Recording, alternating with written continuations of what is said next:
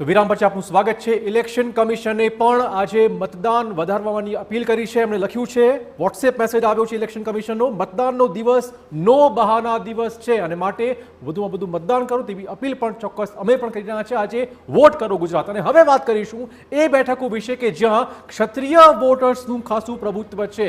આપને કહી દઈએ કે એ બેઠકો પર કયા પ્રકારનું મતદાન થઈ રહ્યું છે, આંકડા ચોક્કસ આપીશું। કચ્છમાં 8.79% મતદાન થયું છે।